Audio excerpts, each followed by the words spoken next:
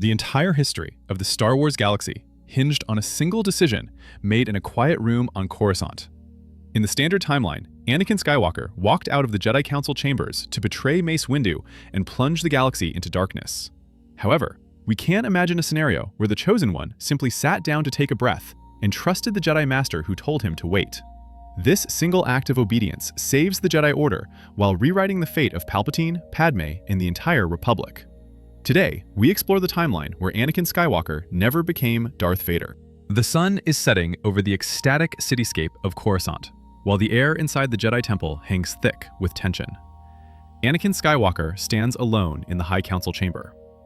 In our history, the manipulative voices of Palpatine drove him out the door. In this timeline, Anakin looks at the empty seats of the Masters and makes a different choice. He remembers the words of Windu about gaining trust. Anakin sits down and grips the armrests of his chair until his knuckles turn white. He fights the urge to run and chooses to trust instead. This simple inaction is the most difficult battle of his life. He refuses to ignite his lightsaber or rush to the Chancellor's office. He simply waits while the fate of the galaxy shifts miles away. Inside the office of the Chancellor, 4 Jedi Masters confront the Sith Lord. The duel begins exactly as we remember, with Agen Kolar, Saesee Tiin, and Kit Fisto falling within seconds. Mace Windu remains to channel the darkness of his opponent back at him using Vaapad. He drives Palpatine to the edge of the shattered window where the Sith loses his lightsaber. In the original timeline, Anakin would walk in to distract Windu. Now, the door remains closed. Palpatine unleashes his lightning and screams about unlimited power. Windu deflects it and pushes his blade closer to the throat of the Sith Lord. Palpatine waits for his savior, but nobody comes. Windu sees the Shatterpoint, which marks the absolute weakness in the defense of the Sith. With one decisive strike of his purple blade, the reign of Darth Sidious ends before it can truly begin. Now back to Coruscant. Mace Windu stands over the smoking remains of the Chancellor without time to celebrate. He immediately calms the temple to report the death of the Sith Lord. Mas Amidala, the vice chair, rushes into the room to see his master dead and knows the game is up. Windu orders the temple guards to secure the Senate building. The clone troopers remain loyal to the Republic without Order 66 being activated, so they follow the command of the Jedi. They arrest Amidala and the remaining loyalists. The news breaks across the holonet that the Chancellor was a Sith Lord and the Jedi have seized control. Back in the council chamber, Anakin feels a massive shift in the Force, as if a heavy blanket has been lifted off the planet. The dark presence that has been clouding his mind for years suddenly vanishes. The door opens to reveal Mace Windu, looking tired and scorched, but alive. He looks at Anakin to tell him he did the right thing and saved them all. For the first time in weeks, Anakin breathes easily. The visions of Padme dying in childbirth stop instantly, because they were a self-fulfilling prophecy created by the dark influence of Palpatine. With the source of the dark side gone, the nightmares end. Anakin realizes he hasn't betrayed the Jedi, and more importantly, he hasn't betrayed himself. Anakin rushes to the apartment of Padme. In our timeline, he went there to tell her he had turned to the dark side. But here, he goes to tell her they are safe. Padme is alive, unbroken by his betrayal, and safe from his anger. Palpatine isn't there to drain her life force to sustain a dying Vader. The medical droids on Polis Massa never have to say she has lost the will to live. If you're enjoying this alternate timeline where the galaxy is saved, hit that subscribe button. We explore new Star Wars what-ifs like this every week. Instead, she gives birth on Coruscant, surrounded by the best medical care in the galaxy. Luke and Leia are born healthy. Anakin holds his children with his own human hands, with tears streaming down his face. He is neither a machine nor a monster, but simply a father. The joy is short-lived, because the birth of the twins makes the secret marriage of Anakin undeniable. He can no longer hide it from the Council. Yoda, Obi-Wan, and Windu sit in judgment.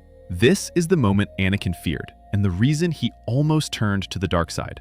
But the context has changed. Anakin just helped save the Order from extinction as the hero who resisted the ultimate temptation. Obi-Wan pleads for him, while Yoda meditates on the will of the Force. The code forbids attachment, but the code almost destroyed them. The Council faces a dilemma on whether to punish the savior of the galaxy or adapt. They choose a middle path, where Anakin is not expelled in disgrace, but he cannot remain a master while living a double life. He is given a choice. With Palpatine dead, the Jedi Slicers tear through his encrypted files and find something that freezes their blood. They discovered the schematics for the inhibitor chips implanted in every clone trooper and listened to the audio files of Order 66. They realized that the men they have fought beside for 3 years were walking traps, programmed to murder them on command. The betrayal hits hard for masters like Plo Koon and Aayla Secura. Since Anakin didn't turn, the order was never given. The Jedi move quickly without blaming the clones. Instead, they issue a galaxy-wide recall for medical updates. The chips are removed, with Captain Rex and the 501st being the first to undergo the procedure. The Grand Army of the Republic is freed from its slavery to the Sith. The war isn't over just because Palpatine is dead, since the Separatist Council is still hiding on Mustafar. They wait for orders from a master who will never call. In the original timeline, Vader slaughtered them, but in this version, the Republic strikes with precision. A task force led by Obi-Wan Kenobi and Anakin Skywalker descends on the lava planet without any dark side rage. They fight back-to-back as a perfect team and breach the bunker. Newt Gunray and the other leaders try to bargain, but they are arrested to face trial. Anakin shuts down the droid armies using the Master Control signal. The Clone Wars end not with a massacre, but with a surrender. The galaxy celebrates peace while remaining unaware of how close they came to eternal tyranny. Far away on Mandalore, Ahsoka Tano has just captured Maul. In our history, this victory was ruined by Order 66 when the clones turned on her and she had to fake her death. Here, the clones remain loyal, and Commander Rex does not receive the order to kill her. They transport Maul securely back to Coruscant. When Ahsoka arrives at the temple, she finds it standing tall rather than burning. She walks into the hangars to see Anakin whole, happy, and holding a newborn baby. The reunion between master and apprentice is one of pure joy. She sees that the Jedi Order is flawed, but capable of change. She doesn't rejoin the Order immediately, but she no longer has to run from it. The Senate is in chaos as the Jedi release all the evidence found in the office of Palpatine. They show the recordings of him conspiring with Dooku and reveal the plans for the Death Star. The public initially feared a Jedi coup, but is horrified by the truth. The Galactic Republic was being run by the man who orchestrated the war against it. Padmé Amidala leads the political charge by rallying the Senate to undo the emergency powers of Palpatine. Bail Organa and Mon Mothma help her restore democracy. It isn't easy because corruption runs deep, but without the Sith Lord whispering in the ears of senators, reason begins to prevail. The Empire dies before it is ever born. Anakin makes his decision because he cannot be the father Luke and Leia need while remaining a Jedi Master bound by the old code. He resigns from the Council in a peaceful departure. He places his lightsaber on the table, but Yoda pushes it back to him and says he remains an ally even if he is no longer a Jedi. Anakin takes his weapon and moves to Naboo with Padmé. He stops being a general to help Padmé with her work in the Senate, but mostly he focuses on healing. He spends his days flying over the waterfalls of Naboo and teaching his children about the Force as balanced individuals rather than warrior monks. He finally finds the peace he was searching for. One threat remains, because Maul is imprisoned on Coruscant, but a cage cannot hold a Sith forever.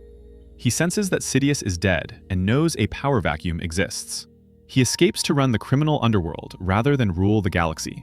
Without the Empire to hunt him, Maul builds the Crimson Dawn into a massive crime syndicate to become the new major threat to galactic stability.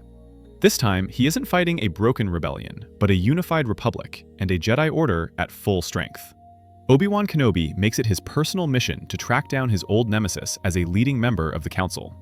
Their final duel happens in the neon underbelly of Coruscant, rather than on a lonely desert moon. The Jedi Order does not stay the same because Mace Windu realizes that their blindness nearly destroyed them. Under his leadership, the Order becomes less tied to the politics of the Senate. They withdraw from military command to return to their roots as peacekeepers. Windu also revises the rules on attachment after seeing how the love Anakin held for his family actually saved him from the dark side. It is a slow change, but a necessary one. The temple opens its doors to older students. The dogmatic views that pushed Dooku and Anakin away are replaced by a more subtle understanding of the Force. The Jedi evolve to ensure that a Sith Lord can never rise within their ranks again. Luke and Leia grow up knowing their father, instead of living on moisture farms or as princesses of destroyed planets. They grow up together and become impossibly powerful. Anakin trains them alongside Obi-Wan and even Aunt Ahsoka. They don't have to save the galaxy from their father. since they get to build a better one with him. Leia eventually follows her mother into politics to become the youngest Chancellor in history, while Luke reforms the Jedi Explorers to seek out lost knowledge. They represent the balance in the Force that the prophecy spoke of. This balance is not brought about by destruction and darkness, but by guidance and love. The Skywalker name becomes a symbol of hope rather than fear. When we look at this timeline, we realize the tragedy of the Star Wars saga and see what was stolen from us. We missed out on the classic villainy of Darth Vader, the Death Star, the rebellion, and the redemption of a broken man. However, this dull and peaceful reality is a paradise for the characters living in that universe. Alderaan never explodes, and the younglings are never slaughtered. Han Solo remains a smuggler who probably never meets a princess. It is a quieter galaxy that might be less cinematic, but it is infinitely more just. It all came down to one man in one room, deciding that he didn't need to have all the power. Star Wars is often about destiny, but this scenario proves that choice is stronger. Anakin Skywalker wasn't destined to fall because he chose to do so. By changing that one decision, the tragedy of the prequels evaporates. We replace a story of fall and redemption with a story of trust and healing. It reminds us that even when the darkness feels overwhelming and the voices in our heads tell us to act out of fear, simply waiting and trusting in others can save the world.